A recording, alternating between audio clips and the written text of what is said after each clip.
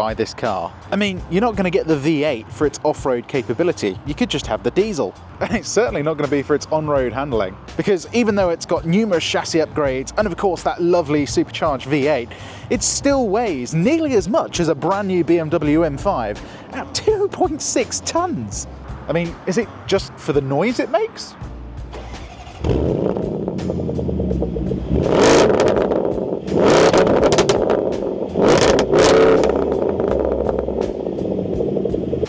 Okay, that is really good actually.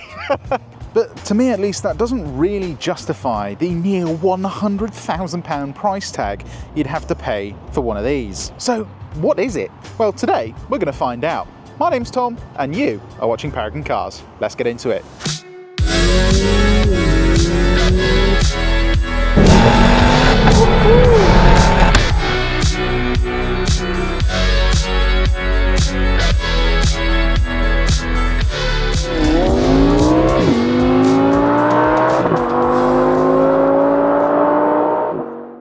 Now, of course, as usual, we're going to start with the engine because it's a pretty special one in this. Now then, underneath this lovely CT carbon bonnet, you'll find a 5-litre supercharged V8. And as you've already heard, it sounds pretty special. In this car, it makes 525 horsepower and 625 newton meters of torque. Now, the torque figure might seem a bit low to you, but remember, a supercharger doesn't have any lag. So as soon as you touch the throttle, you're moving. By the way, quick shout out to CT Carbon for providing us with this absolute monster today. We wouldn't be able to review it without them, and they provide a really good service if you want to get some carbon fiber bits and extra stuff put on your car. They are top chaps. But anyway, what's the first thing you should do in a 525 horsepower V8 SUV? So it's claimed to do it in 5.1 seconds and 5.4 seconds 0 to 100 kilometers per hour. We are in dynamic. Sorry, we're not. Now we're in dynamic, and let's just get our foot down.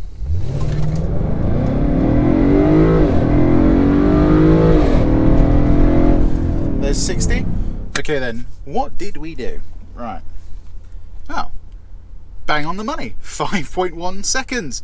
Now that is pretty surprising because Land Rover usually overquote the figures they can do 0 to 60, but yep, 5.1 seconds, bang on the money. And that does seem a little bit slow for 525 horsepower, but remember, this thing does weigh 2.6 tons. So yeah, it definitely needs those ponies to get it moving quickly down the road.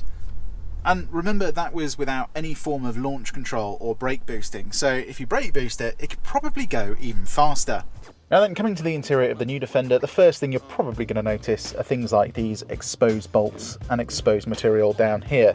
And that's basically there to just separate it from a Range Rover, because apart from that, it's basically a Range Rover. You've got your fridge, head-up display, digital dash, and of course the updated infotainment system, which we'll get onto now.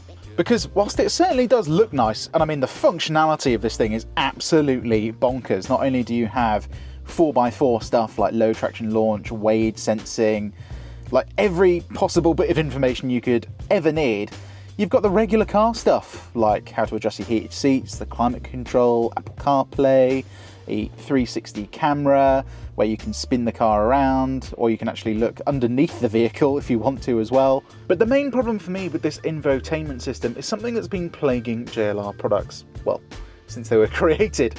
And that is the fact that it's just a bit slow. Despite the fact that it looks really modern, it's just not fast enough.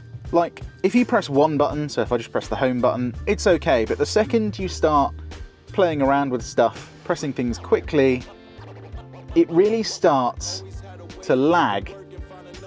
And the thing is, it's not like crazy slow, but it's just slow enough that when you're driving along and you want to change a setting quickly, it just takes a little bit too long. Thankfully though, they have kept all the really important stuff physical, like your climate controls, your drive mode, and all your kind of off-road settings, or most of your off-road settings at least. Then the other thing I really like about the interior of this Defender is not only do you have an old USB 3 port and a USB-C port, but you've also got another USB-C port here, which you can use to kind of charge your passenger's phone, and they don't have to hold onto it all the time, because not only do they have this little tray, they also have this proper sturdy grab handle for when you're off-roading. Then other modern, very nice car features that you'd see in stuff like a Range Rover is this see-through rear view mirror. So you've got a camera on the back that will basically show you anything behind you if you're carrying a load of stuff in the boot and you can't see out the rear window. Then you got a sunglasses holder, which is always a very nice thing. A absolutely massive panoramic roof that goes pretty much all the way to the back, actually. Some proper old Defender little skylights on the side. And then, of course, your Meridian sound system. Then coming back to the outside for a sec, you've got these really nice, actually, deployable side steps that are actually usable. And of course you can raise and lower the car, so Granny Mary can fit in the car if you want to take it off-roading with ease. Then moving past the back seats and straight to the boot, because in all honesty, they're rear seats, they're all right. You've got a side opening tailgate, which is pretty cool. Then you've got this like almost armoured texture for the boot and the back seat, which just kind of makes you feel a little bit more confident when you're putting heavier stuff back here. Then the rest of the boot is great. We've got some little shopping hooks, a proper 3-pin socket for charging stuff like your laptop. It goes up to 180 watts, so you can charge a MacBook Pro off that thing. Then you've got some more shopping hooks, your deployable tow bar, and then of course you can raise and lower the air suspension. And one thing that's absolutely brilliant about this, right, is I find a lot of German brands, you can raise and lower the car at the back, but it just takes so long that you're never really going to use the feature. Whereas this, raising it, right, so pressing the button now, and you can see within a matter of seconds this thing is going to get to its highest possible ride height. Literally, like, I'd say that's about 10 seconds maximum, and you can see it goes absolutely to the moon. So in my mind at least, it's got the practicality of a regular SUV or a 4x4, you know, pretty much the luxury of a Range Rover at the end of the day. It's got all the features that a Range Rover has, yet it's got that kind of rugged-esque feel of a proper Defender. But what's it going to be like to drive? Is it going to feel like a proper 4x4 where it lollops across the road and can't really go around corners? Or is it going to feel a bit too sporty, a bit too overly sprung, and a bit jittery on a B road, and slightly too uncomfortable to take on longer journeys? Well, I suppose we better find out. First order of the day then, let's just get our foot down. Starting off in comfort mode, this thing picks up speed immensely well, as you can tell, and the aftermarket exhaust sounds pretty good too.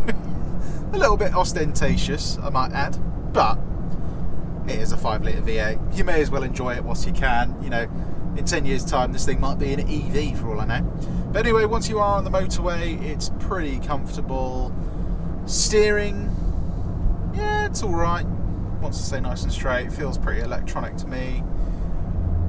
But the suspension is where it's kind of weird, right? So a lot of journalists were saying this was a little bit too fidgety.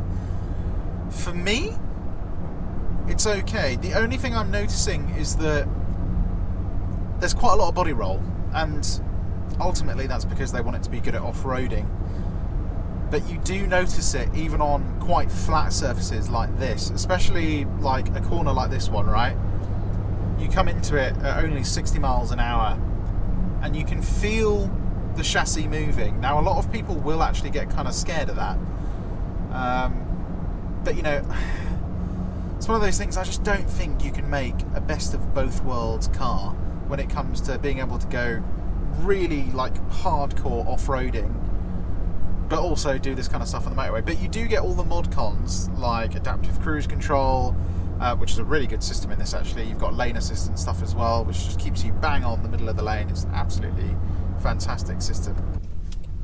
Now then, obviously, as nice as a V8 is coming onto the motorway and listening to in a 2.6 ton car, at the end of the day, it's going to be quite expensive to use. Now, I know if you buy a car like this, you're not necessarily thinking too much about the cost, but there are a couple of things I want to point out. One is that from 0 to a full tank in this thing, if you're using one of those pay at pump service stations, you have to fill the car up twice because it actually goes over the limit of how much fuel or how much money you can spend in one sitting, which is kind of annoying.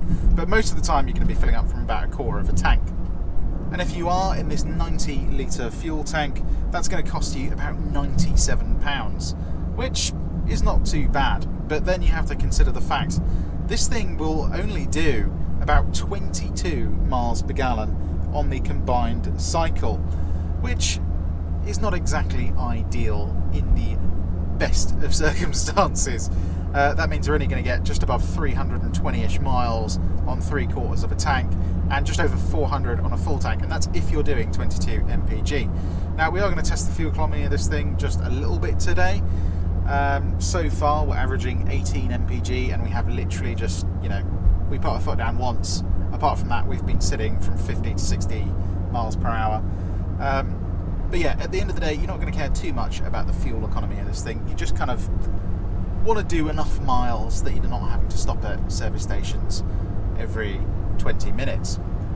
But yeah, again, when you're on the motorway, this lovely far-away windscreen is really nice. It makes you feel like you're commanding a vessel rather than just driving a vehicle. Then you've got acoustic glass on the sides, so even at higher speeds, it's as quiet as a Range Rover in here. In fact, sitting at 70 miles per hour in this thing, we got our second quietest decibel level in a car we've ever had of just 71.8 dB. And when you consider fundamentally this thing is kind of shaped like a brick, that's a pretty good figure if you ask me. But one other massive benefit of this windscreen that a lot of people don't realise is that because it's far away from you, you don't really ever have to use your sun blind, because unless the sun is really low in the sky, you're not seeing it. And that's a pretty nice benefit, actually. In terms of just some handling round a roundabout in comfort mode, front end doesn't really push too much. The rear end doesn't really step out. We're going to test that later. But because it's so wide, it kind of just goes. The only thing you do feel again is that body roll, and of course that lovely exhaust. Let me just put my foot down again. Oh, that's glorious! That is glorious. Such a shame, because in the near future I reckon this car is going to go to that BMW 4.4 litre V8, which fundamentally it's a better engine, right? It's more economical and it's, produces more power, so it'll be quicker. But the noise this thing makes, man. Oh, the noise. Let's just do that again. Just gonna have to keep doing it. Oh! That's just in comfort mode as well. It just has this lovely, gruff rumble to it.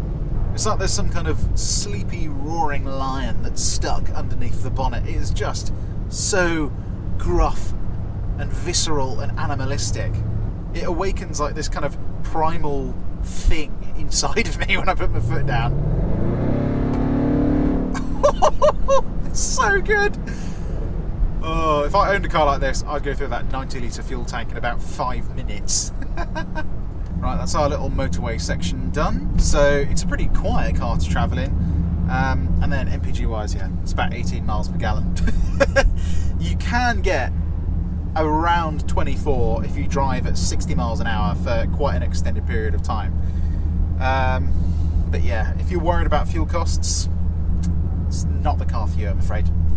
Anyway, let's get this thing in dynamic now and take it to a B road, shall we? Okay then, on a B road, first things first, let's get this thing into dynamic.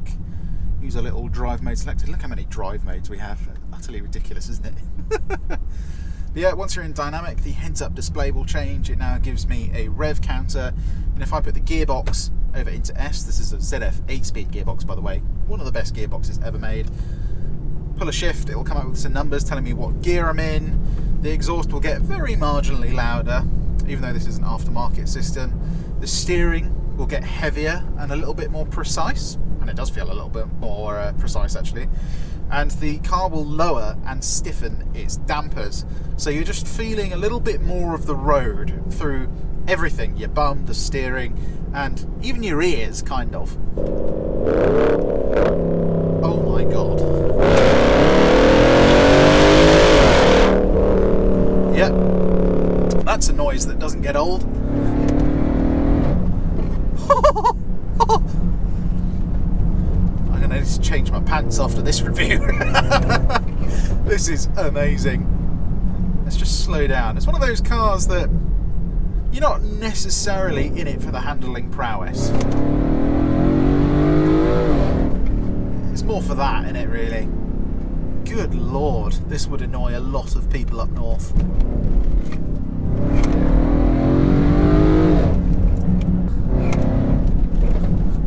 I'm sorry, Greta, but I like this more than the environment. Then, in all seriousness, in terms of handling, it doesn't. It's kind of outclassed by its engine somewhat. But driving this thing at 8/10 already, it's okay.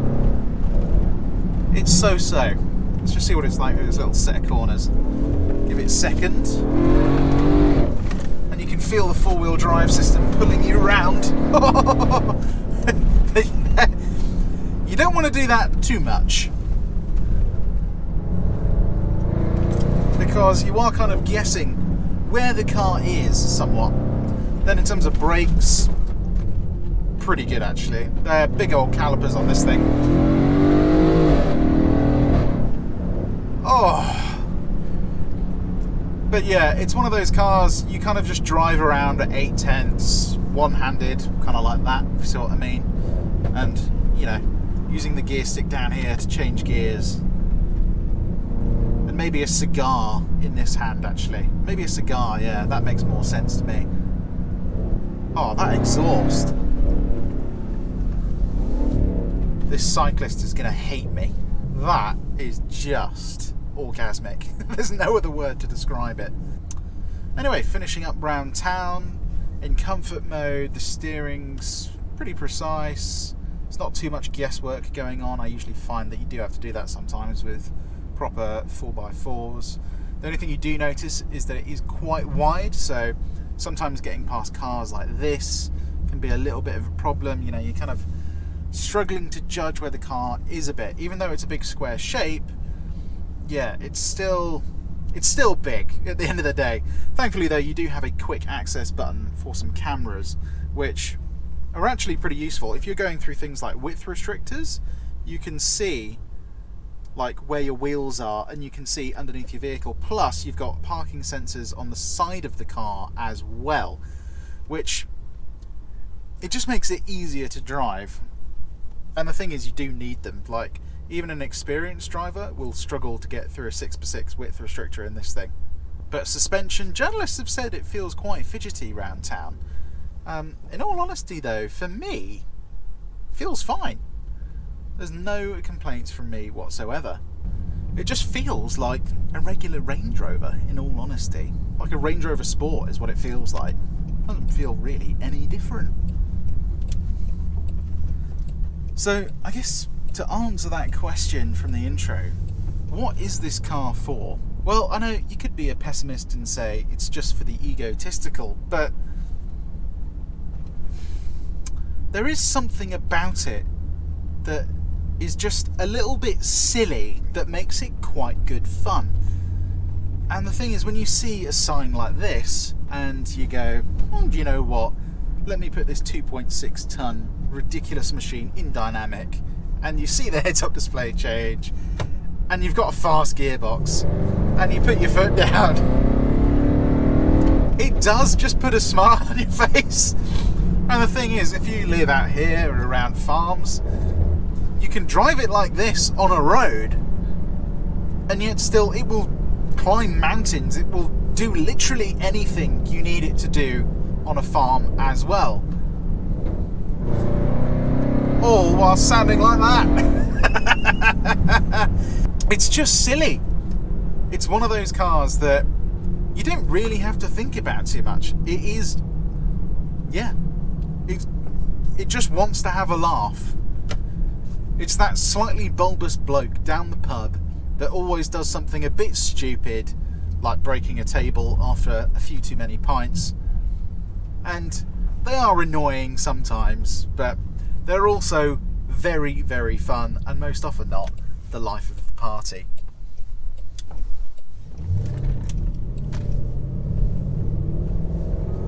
And I think that sums up this car perfectly.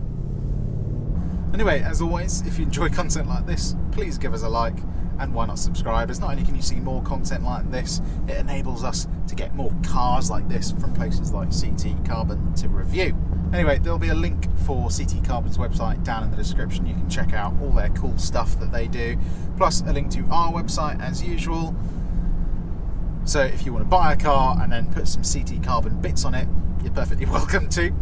Anyway, my name has been Tom, and you have been watching Paragon Cars. I'll see you guys on the next one. Cheers.